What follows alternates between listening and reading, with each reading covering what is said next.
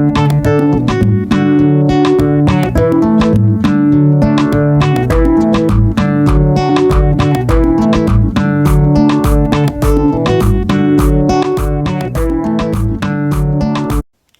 les amis.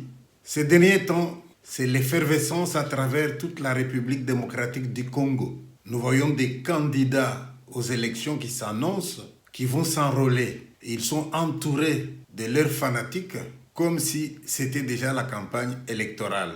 Je vous propose aujourd'hui une bande dessinée qui a pour titre « Votez pour moi ».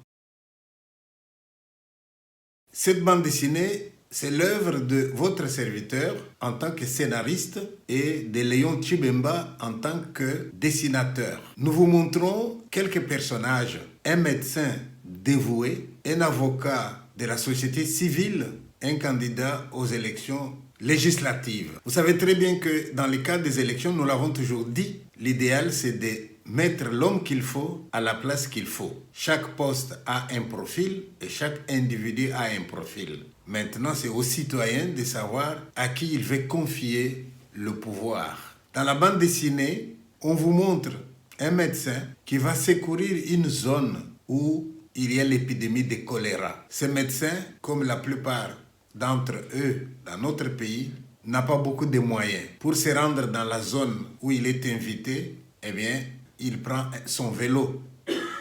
Il pourrait prendre aussi une moto. Mais voilà que sur le chemin, un candidat vient passer. Et le candidat, lui, il est dans un véhicule 4x4. Et au moment où il passe, il éclabousse tout le monde et il ne se gêne pas.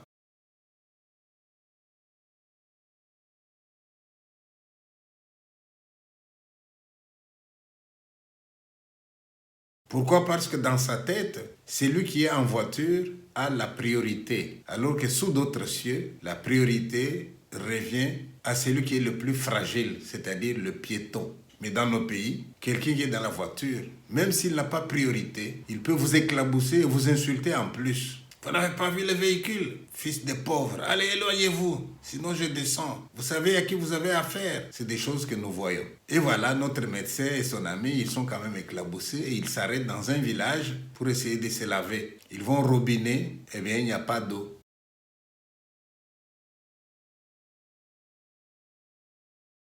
Ils demandent aux villageois, mais il n'y a pas d'eau. Mais ici, l'eau ne vient qu'à certaines heures de la nuit. Nous sommes déjà habitués. Un signe pour montrer que la situation n'est pas toujours celle dont on rêve. Et nos amis vont quand même arriver dans le village. Et là, ils entreprennent deux actions. Première action, une opération qu'on appelle l'enfant pour l'enfant. C'est-à-dire donner une formation aux enfants de 7, 8, 9 ans. La formation qui consiste à prendre soin des bébés. Vous allez vous poser la question, mais tiens, la formation veut que l'on soit apte à s'occuper des bébés. Et cette formation, on va la donner aux enfants de 8-9 ans. Ben oui, c'est eux qui s'occupent de l'enfant lorsque maman est allée au champ. C'est eux qui s'occupent de l'enfant lorsque maman est au marché. Voilà pourquoi cette opération s'appelle l'enfant pour l'enfant. Mais en même temps, pendant que le médecin fait ce travail de formation, il soigne aussi les gens. Et quand il veut soigner les gens, il entend ce qui se raconte. Et il est même interrompu par du bruit.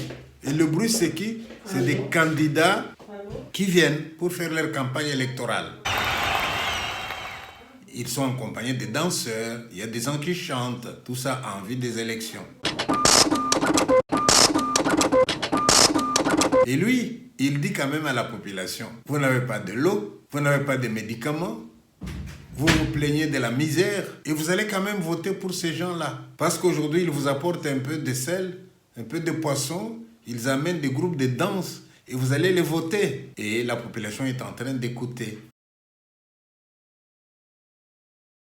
Et finalement arrivent les jours des élections. Et vous en avez qui chuchotent. Est-ce qu'on va voter pour celui-là qui est venu faire la campagne électorale ici? Celui qui nous a apporté du sel, des poissons, etc.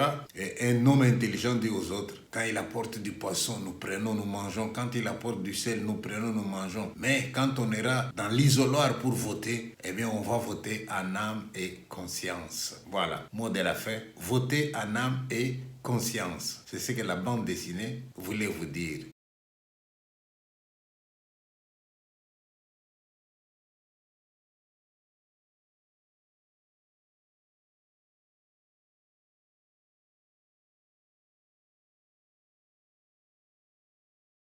Je vous remercie.